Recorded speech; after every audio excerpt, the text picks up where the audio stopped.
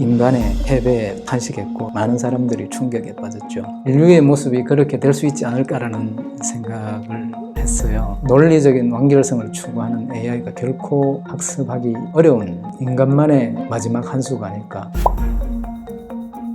저는 이야기를 짓는 사람이고요. 이정명이라고 합니다. 이번에 안티사피엔스라는 소설로 여러분 만나 뵙게 되어 반갑습니다.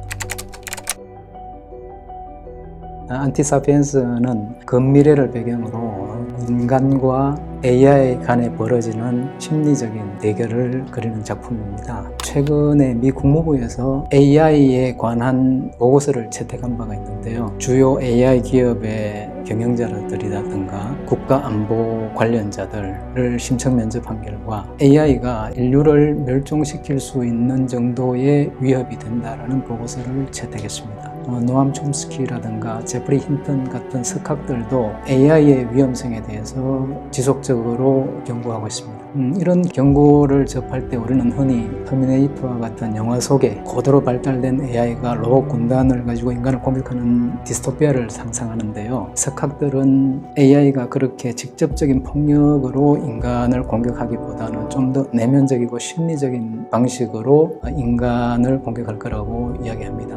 인간이 가지고 있는 불안이라든가 공포, 증오라든가 질투, 편견과 같은 인지적인 결함이라든가 심리적인 취약점을 공격하리라는 것이죠. 만약에 AI가 인간의 악을 학습하면 인류의 미래는 어떻게 바뀔까요? 인간은 AI의 발전 속도나 방향을 적절하게 제어할 수 있을까요? 만약에 그렇지 못한다면 인류는 어떻게 될까요? 안티사피엔스를 통해서 저는 이런 질문을 여러분들과 같이 한번 생각해 보고 싶었습니다.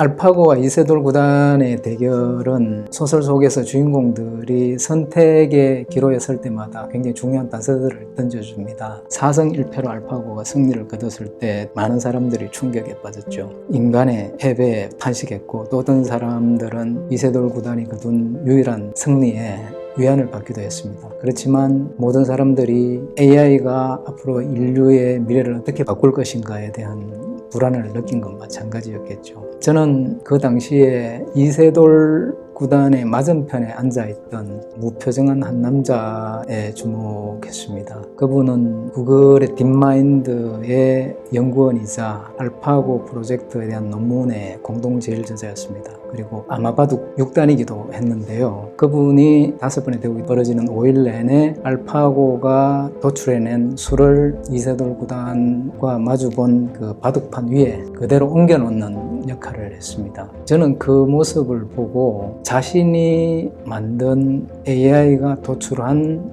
수를 그 AI를 대신해서 묵묵히 손발이 되어서 수행하고 있는 그 모습이 인류의 모습이 그렇게 될 수 있지 않을까라는 생각을 했어요. 그때 그 경험이 이 소설을 집필하게 된 동기가 되었다고 할 수 있겠죠.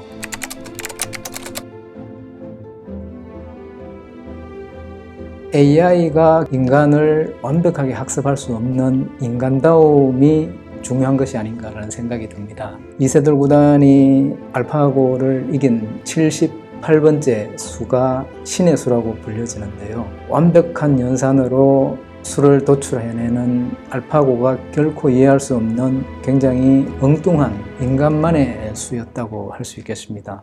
소설 속에서 두 주인공이 완벽한 지적 능력을 가진 AI와 대결하는 장면이 나오는데요. 거기서 이 두 주인공이 선택한 방법도 결국에는 불완전한 인간다움이 아니었나라는 생각이 듭니다. 사랑 또는 희생이라든가 연민 같은 인간의 감정은 논리적인 완결성을 추구하는 AI가 결코 학습하기 어려운 인간만의 마지막 한 수가 아닐까 그런 생각 해봅니다.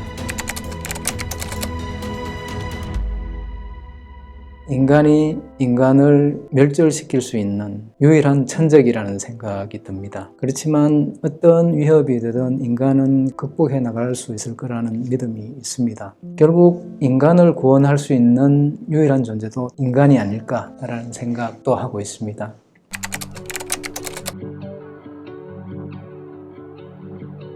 소설 속의 여주인공은 가상현실 속에서 멋진 삶을 찾습니다. 그렇지만 저라면 불편하고 누추하지만 현실 속의 삶에서 제 볼품없는 삶을 소중하게 여길 것 같습니다. 장편 소설은 무거운 짐을 수레에 싣고 먼 곳으로 가는 긴 여행과 같다라는 생각을 할 때가 있습니다. 그렇기 때문에 어떤 이야기를 할 것인가 보다는 어떻게 전달할 것인가에 대해서 많은 고민을 하게 되죠. 그 이야기에 맞는 효율적인 형식을 찾게 되면 그 형식이 결국에는 그 이야기를 대신해 주는 경우가 많은 것 같습니다. 매일 비슷한 시간에 운동을 마치면 작업실로 가서 읽거나 쓰거나 다른 작가분들이 다 하시는 그런 일을 하고 있습니다. 많은 시간 중에 제일 큰 부분을 차지하는 것은 멍하게 보내는 시간이겠죠. 혼자 하는 작업이지만 외로운 적도 없습니다. 그래서 행복한 나날들입니다.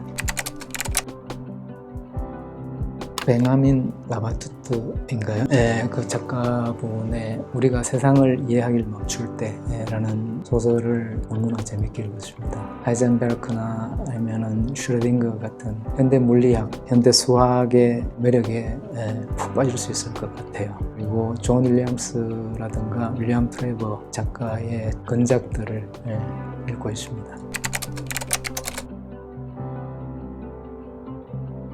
AI가 위험한 이유는 사람들에게 생각할 시간과 능력을 빼앗아가기 때문이죠. 지금 우리는 정보화 시대를 살고 있기 때문에 생각하거나 기억하는 것이 별로 필요 없는 세상을 살고 있습니다. 그렇지만 우리 개인적인 고민이라든가 사회적인 갈등은 점점 더 심해지고 있죠. 왜곡된 정보라든가 확정 편향 같은 것들이 우리 사회를 계속 분열시키고 증오에 또 빠뜨리게 됩니다. 책은 그런 우리들에게 생각하는 힘을 다시 되돌려 줄 수 있다 생각합니다. 책을 통해서 우리는 볼 수 없는 것들을 보고 그다음에 알 수 없는 것들을 알게 되고 우리가 결코 이해할 수 없는 것을 이해할 수도 있고 결코 받아들이지 않을 거라고 생각했던 것들을 받아들일 수도 있게 됩니다. 이를 통해서 우리는 자신을 직시하게 되고 세상을 이해할 수 있고 그럼으로써 타인과 공감할 수 있는 그런 눈을 가지게 되는데요. 그런 능력이 결국에는 이 혼란한